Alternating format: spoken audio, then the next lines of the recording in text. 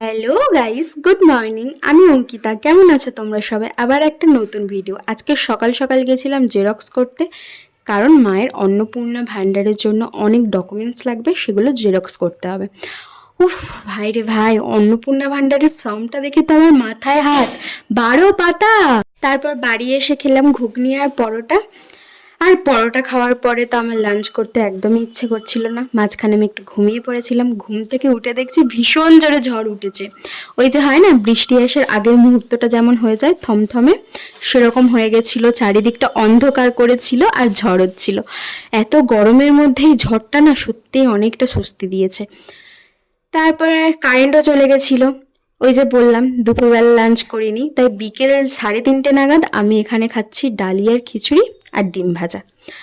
খেয়ে দিয়ে বাইরে বেরিয়ে দেখছি, ও বাবা, একটু আগে ঝড় হচ্ছিল আবার এক্ষুনি রোদ উঠেছে।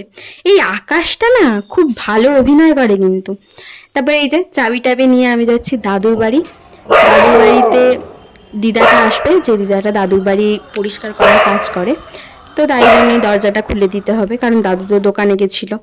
আর আমিও দিদাটার হাতে হাতে কিছু কাজ করে দিচ্ছিলাম। এই ঘরের বিছানার চাদরটা পাল্টালাম, কারণ কয়েকদিন পরেই মামা আসবে। তারপর ঠাকুর ঘরের বারান্দাটা ঝাড় দিয়ে দিলাম। এত ধুলো পড়ে না এদিকটা। তারপর দিদার যে কাজগুলো থাকে, ঘর ঝাড় দেওয়া, বাসন টাসন মাজা, সেগুলো দিদা টুকটুক করে করছিল। আর এদিকের মেঘটা দেখো কি ভালো লাগছে না। তারপর এখানে জানি না, মনে হয় পাগল হয়ে গেছিলাম, কী সব বকছিলাম, আমার নিজেরও এখন মনে পড়ছে না যে আমি কি বলতে চাইছিলাম তোমাদেরকে। যদি তোমরা বুঝতে পারো কমেন্ট করে জানিও। আর তারপরে দাদুর বাড়ি থেকে ফিরে মায়ের সাথে গেছিলাম ব্যাংকে, কারণ মায়ের ব্যাংকে একটা অ্যাকাউন্ট খুলতে হতো অন্নপূর্ণা ভাণ্ডারের জন্য। তো সেখানে গিয়ে দেখছি ব্যাংক খোলা নেই, ওই SBI এর যে শাখাগুলো থাকে সেগুলো। তো ব্যাংকের কাজ তো মিটলো না, কারণ ব্যাংকে একটু প্রবলেম হচ্ছিল। তারপর মা এখান থেকে একটু ডিম নিল, আর তারপর করঞ্জলি বাজারটা তোমাদেরকে একটু দেখালাম। আর রাত্রেবেলা খেলাম বিরিয়ানি। তো আমি বিরিয়ানি খাই। তোমরা সাবস্ক্রাইব করো চ্যানেলটাকে, লাইক করো, কমেন্ট করো, শেয়ার করো। টাটা।